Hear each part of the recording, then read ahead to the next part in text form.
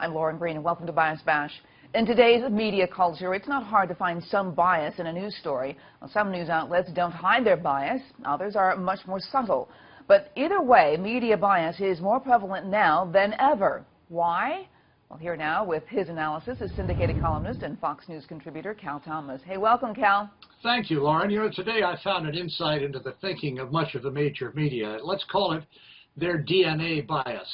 This story appeared a few days ago in the Los Angeles Times. Let's start with a headline, quote, Hillary Clinton won praise as America's top diplomat, but time has tarnished her record, unquote.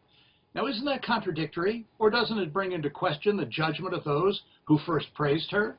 The crucial sentence is in the first paragraph of the story.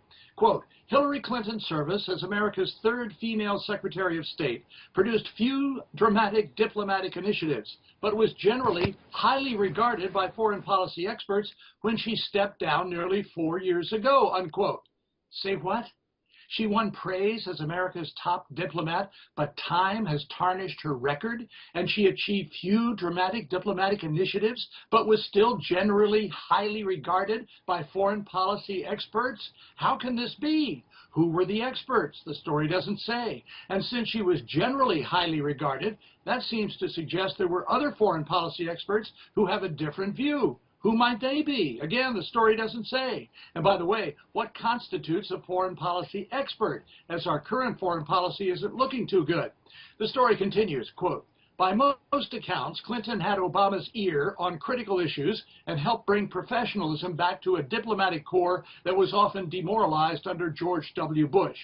Which critical issues would those be? The Russian reset, the Red Line in Syria, Benghazi, toppling Muammar Gaddafi only to witness the resulting chaos, ousting Egyptian President Hosni Mubarak, which nearly led to a takeover by the Muslim Brotherhood, countering the military march of the Chinese. Later in the story, we get some of these examples, but they're presented in an, oh, well, sort of way, as if to say, well, she tried, and that's all that mattered.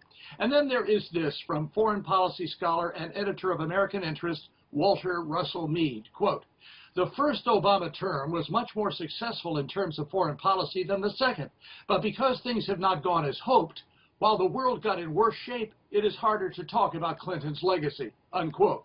Now that one, Lauren, made me laugh.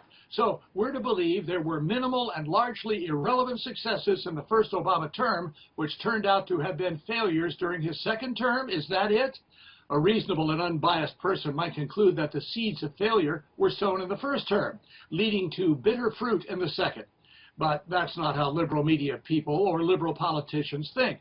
It's enough to have good intentions and be a female role model. If she failed, it doesn't matter because her intentions were good. And that, Lauren, is today's profound lesson in liberal media bias. Ooh, I feel like I'm back in journalism school. Well, now, you also noticed there was an imbalance in the coverage of flooding in Louisiana. Is that right? Oh, absolutely. Indeed, I did. And I wasn't alone. Newsbusters.com posted this, quote, despite the damage being as bad as Sandy and Katrina, none of the network hosts or correspondents thought to mention that President Obama was still vacationing on Martha's Vineyard in the midst of the crisis. Such an omission stood in stunning contrast to how NBC, ABC, and CBS routinely hammered then-President George W. Bush over the government response to Katrina in 2005. In fact, the same glaring media double standard was on display in 2010 during the Gulf Coast oil spill. At that time, a Media Research Center study found that only 1% of the network news coverage in the 4 weeks immediately following the spill passed any judgment on the Obama administration's response to the disaster. In 2005, it only took these same networks 72 hours to start blaming the Bush administration for a slow Katrina response. And I would add, ignoring the bad decisions by the governor and mayor of New Orleans, both Democrats, Lauren. Okay, thanks so much, Cal. Thank you, Lauren. And if you want to hear more media analysis on the week's top headlines, catch Media Buzz with Howard Kurtz, Sundays at 11 a.m. Eastern and again at 5 p.m. Eastern on the Fox News Channel. I'm Lauren Green, and thanks for watching.